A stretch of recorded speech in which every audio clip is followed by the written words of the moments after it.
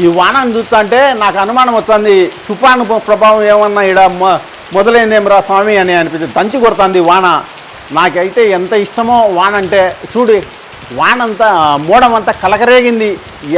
యాడాడుకో నాకు తెలిసి కాళహస్తి ఇట్లా మొత్తం నెల్లూరు ఇట్లా చూస్తే రైల్వే కోడూరు ఇట్లల్లో వాన పడతాన్నట్టుంది.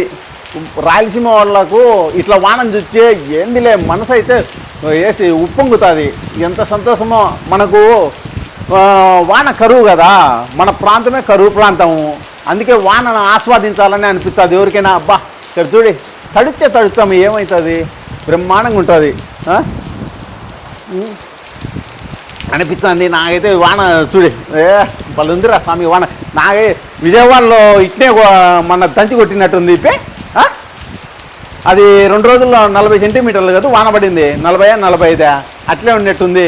చూడి ఇట్లా చూడి ఓపి ఇట్లా రాపి అట ముందుకు.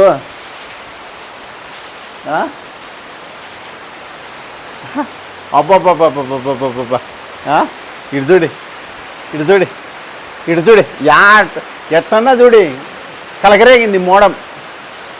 ఇది తుఫానే, ఏ అనుమానమే లే. కొట్టు దంచి కొట్టు. మరి రైతులకు ఈ వాన ఉపయోగమా కాదా? ఇప్పుడేమన్నా ఈ వాన నష్టం ఏమన్నా చేస్తుందా ఏమో మరి. మనకేమో అర్థం కావడం లేదే. రైతులతో మాట్లాడితే కానీ తెలుస్తుంది. గాలి కూడా చూడి ఎట్లా ఈచ్చాందో, తుఫాను గాలి ఇది చూడి. ఉరుములు వాయమ్మో స్వామి, ఉరుములు బ్రహ్మాండంగా. ఇది చూడి ఇది చూడి గాలికి ఇది గేటు పోతుంది. ఈ వాన కూడా ఇట్లా ఒక గంట పడినాకో టౌన్లో మొత్తం నీళ్ళన్నీ రోడ్డు మీదకి వచ్చాయి, డ్రైనేజీ ఇవన్నీ.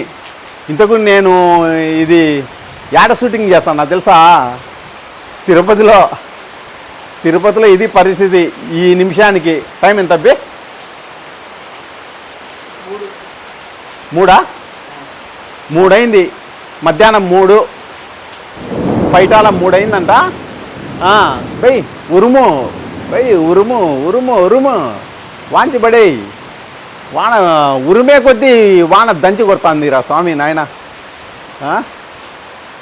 చూడి ఆ నీళ్లు చూడి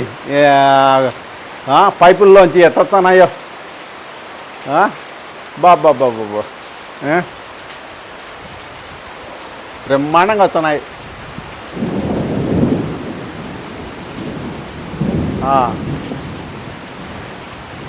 తిరుపతి నుంచి వీడియో జర్నలిస్ట్ ఇమ్రాన్తో మీ రమణ.